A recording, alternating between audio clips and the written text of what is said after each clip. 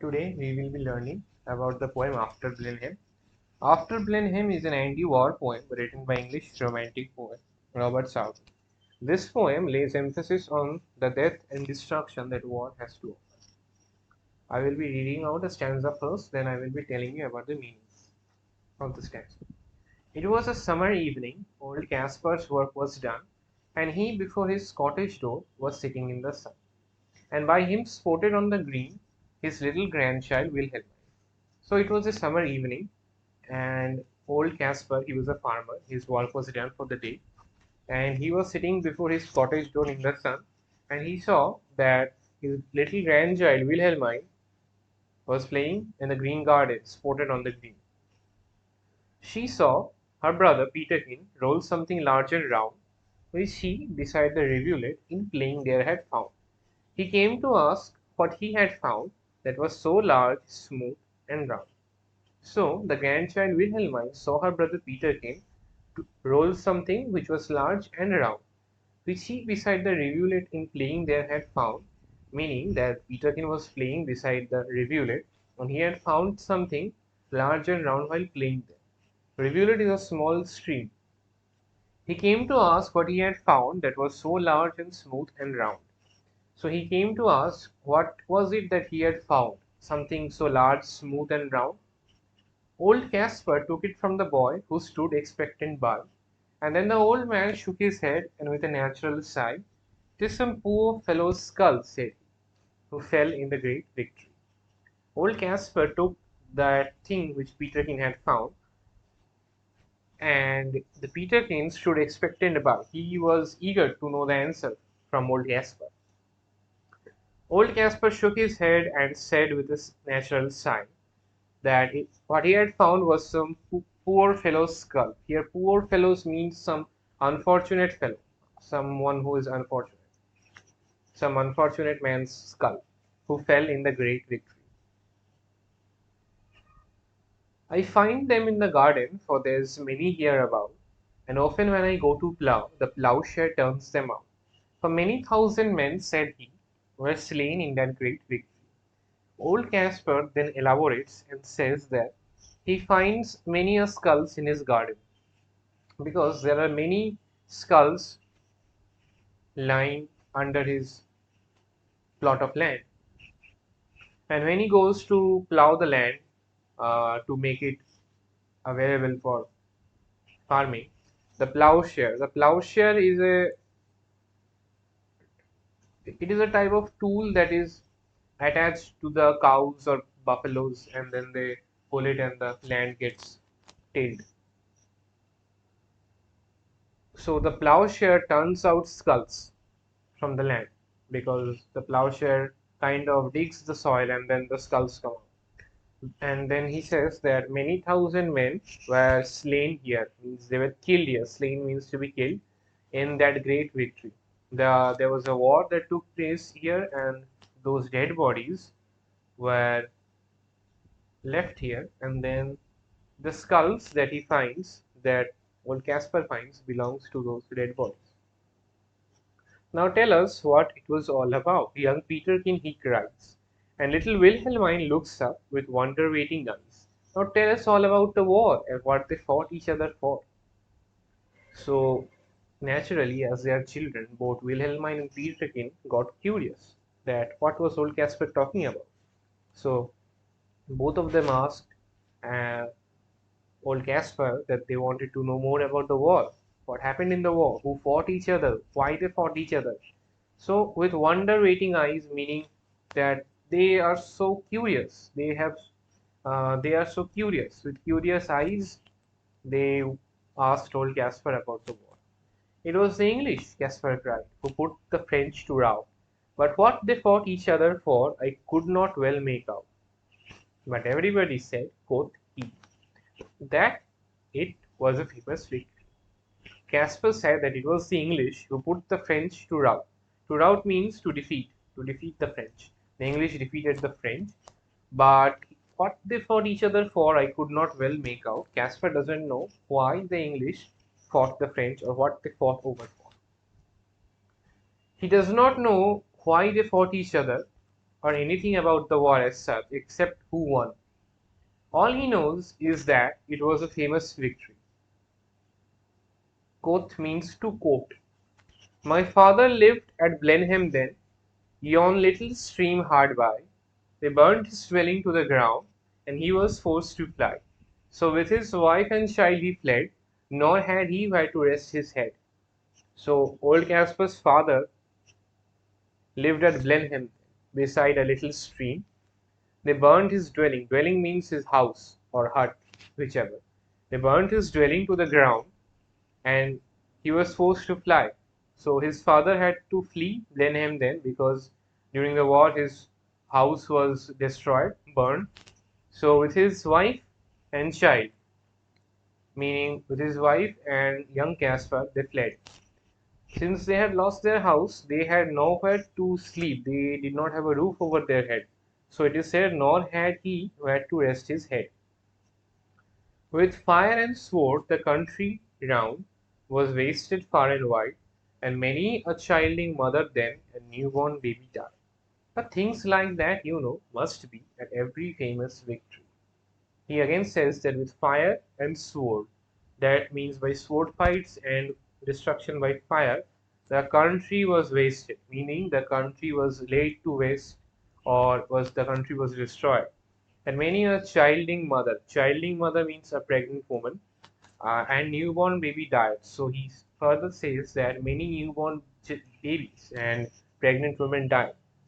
But then he again also says that he normalizes the fact that at every famous victory, newborn babies and pregnant mothers die. He says that it is a common thing to happen at any famous victory. They say it was a shocking sight after the field was won, for many thousand bodies here lay rotting in the sun. But things like that, must be after a famous victory. Caspar again says that it was a shocking sight, that it was horrific to see the field, meaning the battlefield, after the war. Many thousand bodies that had died or perished in the war, they were rotting in the sun. But then he again normalizes this, and he thinks that it is normal that every famous victory must have thousands of dead bodies rotting in the sun. Great praise the Duke of Marlborough who won, and our good Prince Eugene. Why, it was a very wicked thing, said little Wilhelm. Nay, nay, my little girl, quoth he, it was a famous victory. He again says that great praise the Duke of Marlborough who won. So the Duke of Marlborough won, and he also praises good Prince Eugene. Grandchild Wilhelmine says that war, it is a very wicked thing to do, killing people, destroying the country. And then old Caspar again hushes the little girl, and he again normalizes the fact that war is a normal thing to do. I mean, no, war happens, and in war, destruction happens, bloodshed happens. So old Caspar doesn't see it as a horrible thing to do, or as a horrible thing that has happened. He sees it as a normal outcome, or as a normal side effect of war. That war brings death and destruction, and he's okay with it. He thinks that since there is war, there is death and there is destruction, so it is okay. There is nothing so significant about it. It is normal. And everybody praised the Duke, who this great fight did win. But what good came of it at last? Quoth little Peterkin. Why, that I cannot tell, said he. But it was a famous victory. He again says that everybody praised the Duke, who won, who made his side win. Then Peterkin again asks old Caspar what good came of the war. But Caspar cannot say that. He doesn't know. Why, that I cannot tell. He only knows that it was a famous victory. So now I will tell you about some important meanings and the themes that are reflected in the poem. So the name of the poem is After Blenheim. After Blenheim means after the battle of Blenheim, after the Battle of Blenheim, what are the consequences of war? What do we see after the war? So Blenheim is sometimes called the Battle of Hochstädt in Bavaria in 1704, in which the Duke of Marlborough, having marched to the upper Danube, joined Prince Eugene, and together they defeated the French and Bavarians under Marshal Tallard. Who was the Duke of Marlborough? He was an English general, commander of the British forces in the War of the Spanish Succession in 1701 to 1714. Prince Eugene, he was an Austrian general born in France. With Marlborough, he defeated the French at Blenheim. So, coming to the important themes that are reflected in the poem After Blenheim, the first and foremost is man's cruelty to man. The poem is a scathing commentary on man's cruelty to man. War, as seen in this poem, represents the worst state of human behavior. The skull Peterkin finds, as well as those that Caspar regularly unearths while ploughing his fields, are mute testimony to the horrors of war. A man kills another man to achieve the great victory. So, the skulls that Peterkin finds and those that Caspar regularly finds while farming or while doing work with the plowshare, they are a mute testimony. Mute because those skulls, they do not speak, they are dead, they will never speak. Yet they show us, they give a glimpse of how horrible the war was, or the death and destruction that war brought. So they are a mute testimony to the war. On one hand is the old Caspar, whose only concern is a great victory gained at the cost of death and devastation. On the other hand are the children who do not grasp the so-called benefits of war. The poem implies that the perpetrators of war cannot or will not suppress their ambitions that provoke wars. Children, they are young, but they are uncorrupted by adult thinking. Their way of thinking is very pure, innocent. It will never align with the adult way of thinking. So they understand war for what it really is, that is, death and destruction. Curiosity and the lack of it is another such theme that is shown in the poem. Children are curious by nature, so when Peterkin finds his skull, he brings it to his grandfather and immediately asks him what it is. Caspar tells him that it is the skull of a soldier who died in the Battle of Blenheim. Peterkin's sister, Wilhelmine, then asks Caspar to describe the war and explain its causes. Caspar is able to describe where the war was fought and between whom the war was fought, but he cannot explain the purpose nor the benefits of war. He has no idea about the cause. All that matters to him is that Austria and England won a great victory against France. Complacency. Old Caspar unquestioningly accepts the loss of innocent lives in the Battle of Blenheim as the price of glorious victory in the war. Hence, complacency is another such theme that is shown in the poem. So Caspar, like I said, normalizes that death and the destruction is not such a significant thing that we think it is. It is package that comes along with war. So if there is war and that death and destruction is caused by war, it is considered by Caspar just as a side effect of war. He has resigned himself to the fact that people do die in wars. Throughout the poem, he is seen repeating that the victory was great and famous, but he is ignorant of the cause of the war. Caspar's complacency is like that of modern politicians, who dismisses the death of innocent people in war by referring to them with the impersonal phrase collateral damage. There is great irony in the poem. The poem After Blenheim is an anti-war poem which reflects in the horrors of war like burned houses, civilian casualties like those of pregnant women and newborn babies and rotting corpses.